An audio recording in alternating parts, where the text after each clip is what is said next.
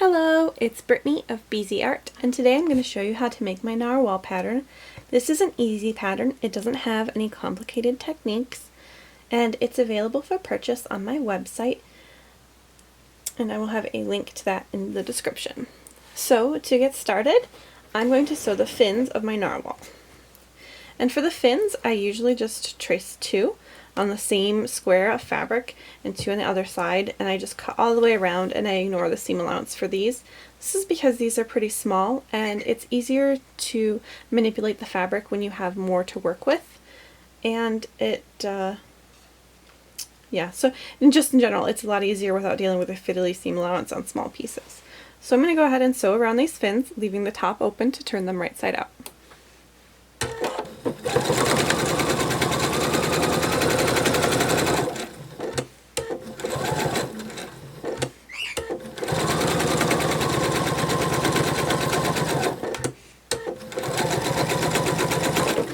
If I didn't mention it, I do have birds in the craft room, and they can move around and make a little bit of noise. So if you hear them in the background, that's what's going on.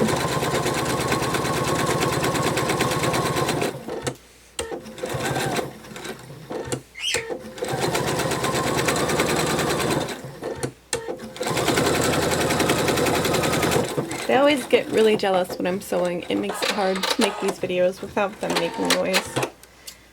But they're cute and wonderful to have around. So anyway, I'm just cutting around these fins.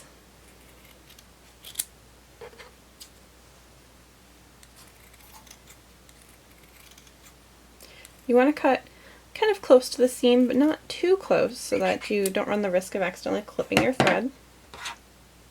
I'm going to use a pair of hemostats to turn these right side out. Hemostats are a surgical supply tool, but they're really good for grabbing and pinching, for pushing stuffing into things. All around a wonderful tool to use when you're making plushies. Alright, so then I'm going to set these fins aside, and I'm going to pick up a side of the body, and then I'm going to pick up this gusset. So you're going to pin the gusset starting at this point on the top of the head here, I guess the mouth area, and then you're going to pin it all the way around to the point there.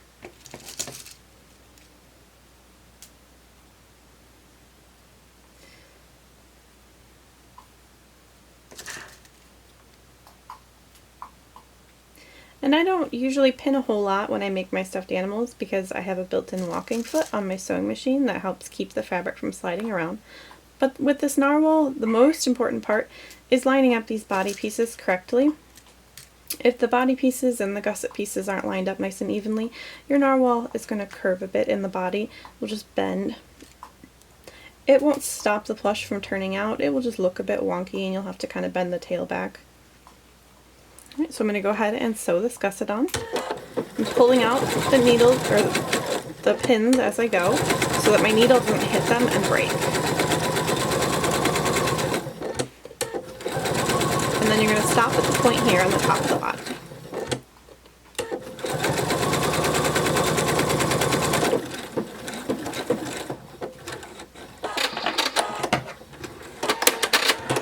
So now I'm going to go ahead and clip off this excess seam allowance. If you wanted to, you could also make cuts like this. I just find that clipping all of the extra off reduces the bulk of the seams and makes it lay nicer.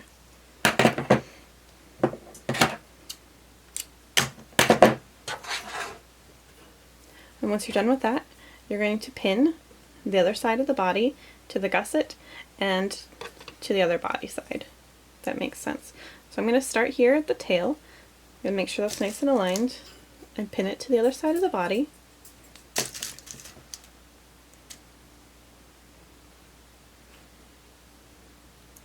And then when I get to this point at the top of the head, I'm just going to pin it to the gusset, just like we did with the last side.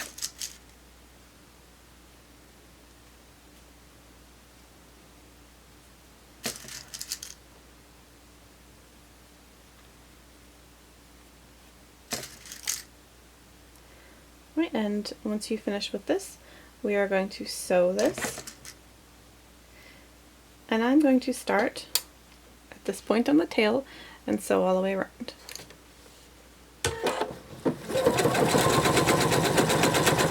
Another thing to keep in mind is that when you start sewing a line, you should sew a couple stitches back and forth to tie it off and make sure that the seam doesn't start to unravel there.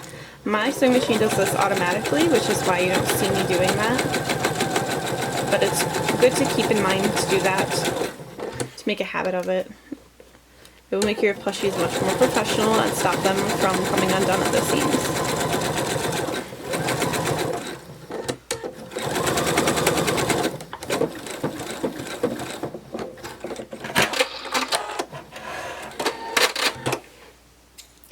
And I'm just cutting the extra seam allowance again.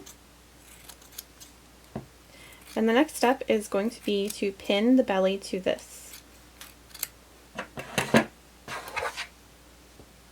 So we're going to head and take a belly piece.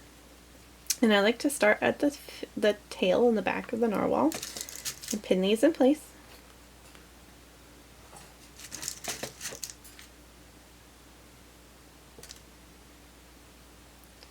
And you're going to want to pin the fins in the spaces marked for them on the bottom of the body.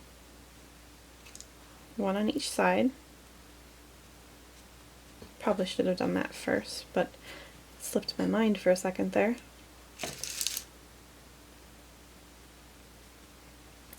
Alright, then we're going to continue pinning this belly piece on.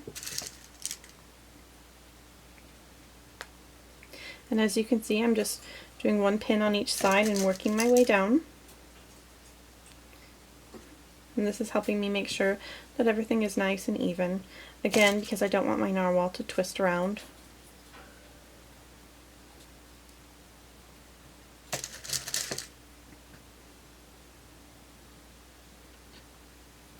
Alright, so once you get to the top of the narwhal here, one of the biggest issues with this plush comes around in this seam area. So you're going to want to make sure that this gusset is nice and lined up and pushed out here so that it meets with the belly. Another thing you're going to want to keep in mind is to make sure that these seams aren't bent so that you sew them up. You want to make sure that they're laying nice and flat and not getting stuck in anything. So I actually go ahead and I take my pin and I lay this seam nice and flat so it's not going to get in the way, and then I pin directly on the seam. And I do that for each one, and that just helps it so that you're not getting it caught where it doesn't belong. Alright, so once we've done that, I'm going to start about an inch away from the fin here, and you're going to sew all the way around and then leave an opening here to turn it right side out, about 3 fingers worth.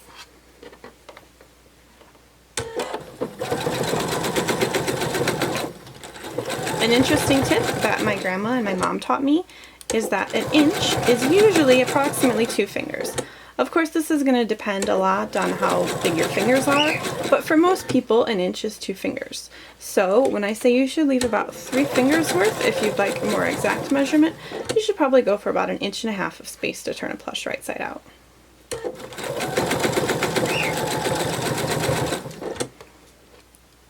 And that's just something that I always found really fascinating. It's very accurate for me. My fingers are almost exactly 1 inch, and it helps a lot when I'm sewing, so I don't have to go grab a ruler. I can just kind of eyeball it with my fingers.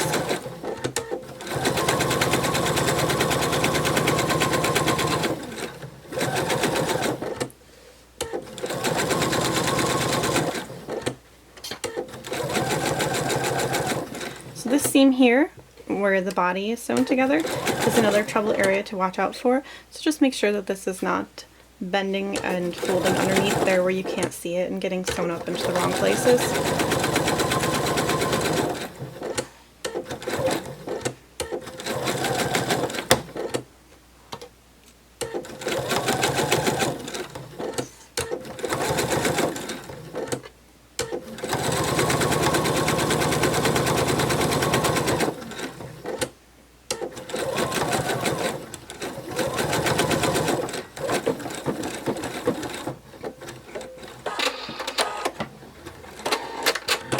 So once we've done with that, I'm going to just do a quick check, make sure that all my seams are sewn and I have no openings, nothing is sewn up wrong, and then I'm going to go ahead and trim the extra seam allowance.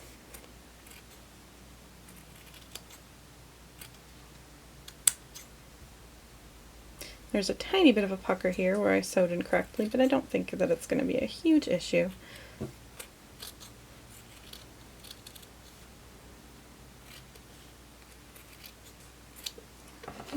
little bit of an opening here. Go ahead and close that.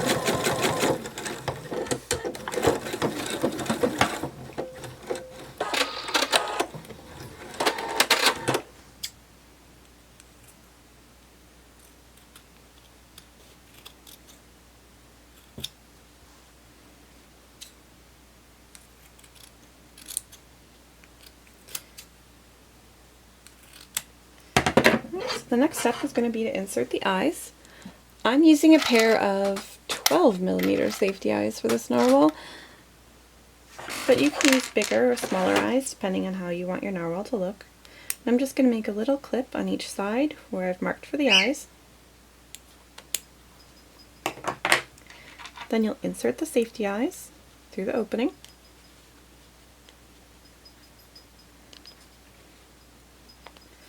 And secure the washer.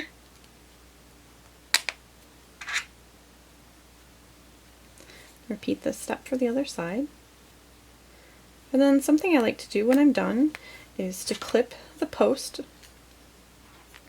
Sometimes with the longer posts on safety eyes, they can push against the fabric instead of pushing into it and make a bulge on your plushie. So I like to clip the posts out of habit just to make sure that everything lays nice once it's sewn. So I'm just doing this with a pair of wire cutting pliers. And now I'm going to take my hemostats and turn the narwhal right side out.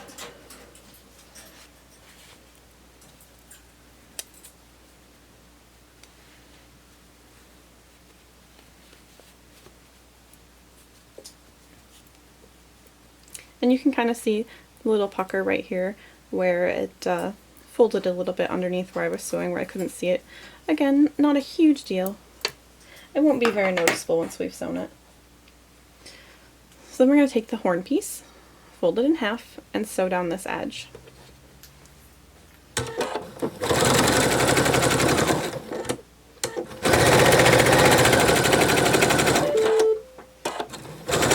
My bobbin thread is running out, but I have enough to finish.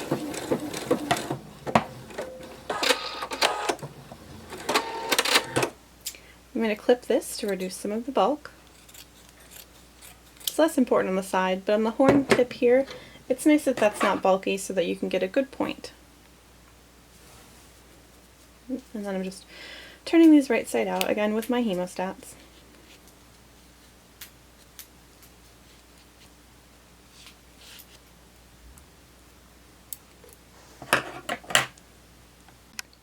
So our next step is going to go ahead and stuff it. I'm going to start with the horn, and you're going to want to stuff the horn very firmly. Later on we're going to thread sculpt the horn to give it the spirals, and it's best if this is nice and firm to get a good spiral. So I'm just using my hemostats to really wedge the stuffing in there.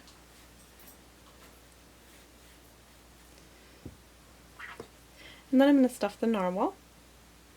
I'm starting with the tail area, and I'm just using little bits of stuffing with my hemostats and pressing it into place as I go.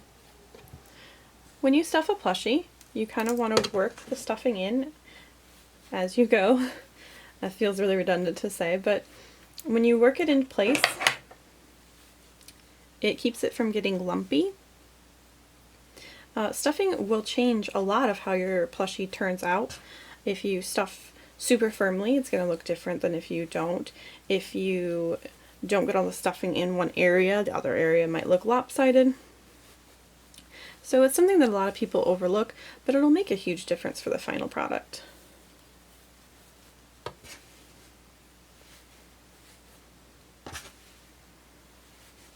So again, I'm just kind of working the stuffing into the head, making sure I get a nice round shape here.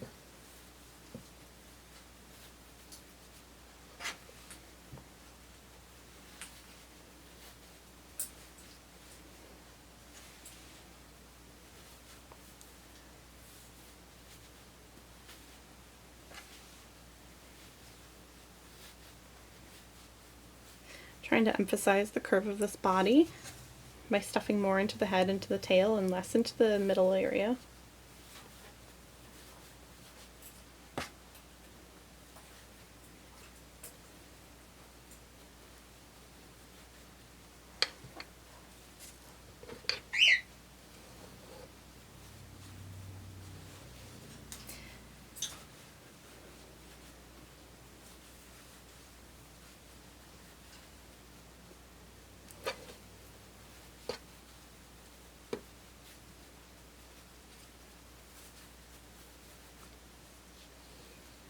And something to note when you get to the opening of a plushie is you're going to want to make sure that the stuffing is almost bulging right out of it.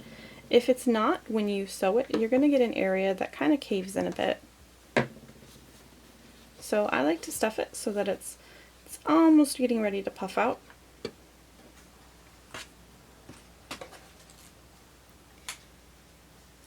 So I'm going to go ahead and thread a needle.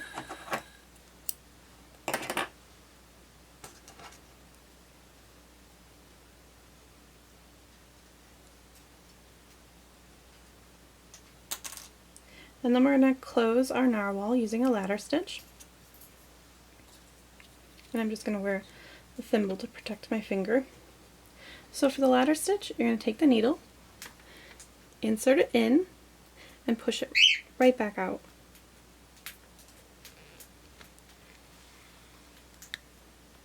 And then we're going to come across to the other side, insert it in, push it right back out, and then go across again, in and out.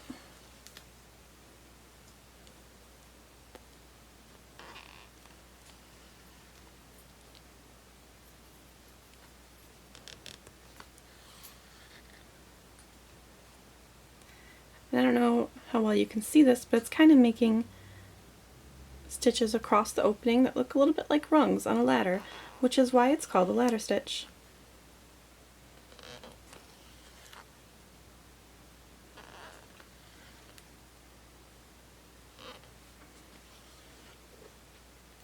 Alright, so I like to pause right before I finish and I kind of look, and if you feel like there's not enough stuffing in this seam area, you can go ahead and stick some through using a pair of hemostats, chopstick, anything pokey like that. Again, that'll keep this seam from pushing in.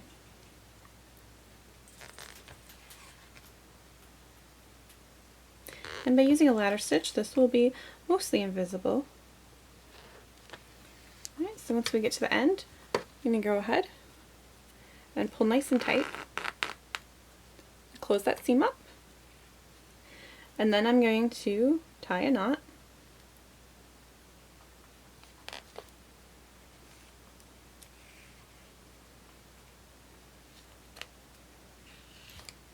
And I'm going to go ahead and do another one just because I like to double knot the ends of all my seams to keep them from coming undone. Generally, the hand sewn areas on your plushies are going to be the weakest, so I like to go the extra step to help out there when I can. So to hide it, you're just going to push it in at the knot and then push it back out at any point in your plush. Kind of pulling some of the stuffing out of there. And then you're going to push down on the plushie, pull the string, clip it, and then when the plushie stuffs back out, it's going to hide the end of your thread there, the little tail.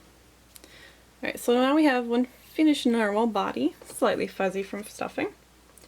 We're going to go on to the horn. So this is probably the hardest step of the pattern if you're a beginner. We're going to do what's called thread sculpting on the horn.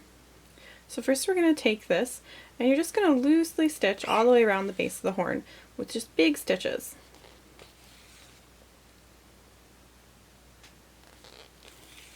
And then you're going to pull them nice and tight to gather it. You can see how that pulls in there. And I'm just going to kind of take my hemostats and tuck the excess seam back in.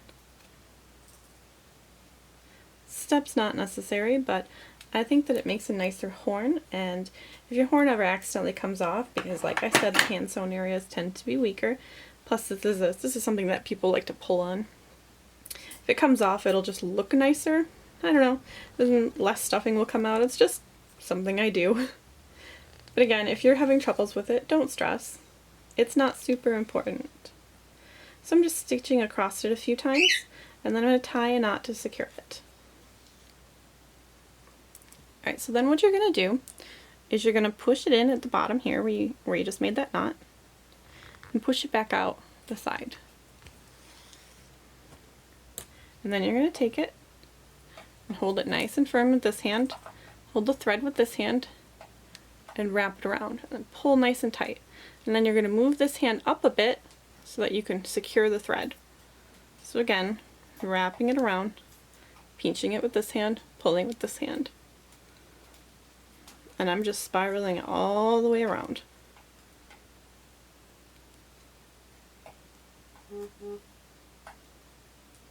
Alright, so once you get to the end here, I'm just going to poke the thread in, poke it back out,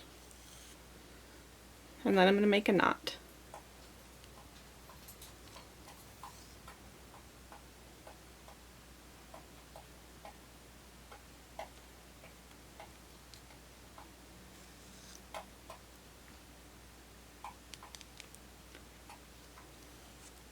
And then just like with the body, you can just poke it in, maybe, poke it back out, and clip it to hide the tail. So that gives us our nice spiraled horn.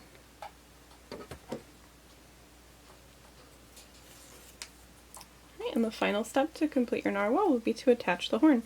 So I'm just going to put it, I like to put the seam facing down, right in the center of the face there. I'll hold it with this hand, and I'm going to ladder stitch it to the face with this hand. So again, just push that through the horn there. I kind of put the knot on the bottom so it'll end up hidden. And then in and out of the head, and in and out of the horn, and repeat that all the way around. And I'm just pulling it tight every couple stitches.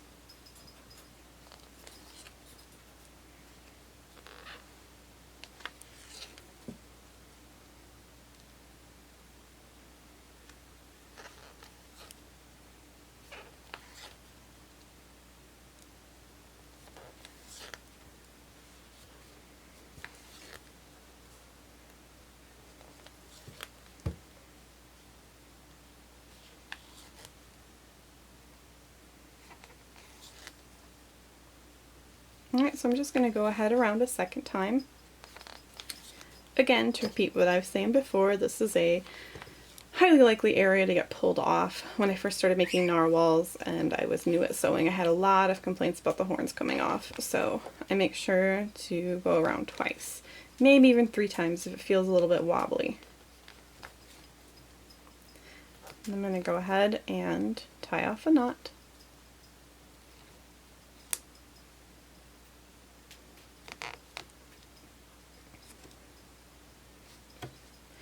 Push it into the plush, pinch, and cut. And there you have one finished narwhal. I hope you guys enjoyed this tutorial and you make lots of cute narwhals. Thanks for watching!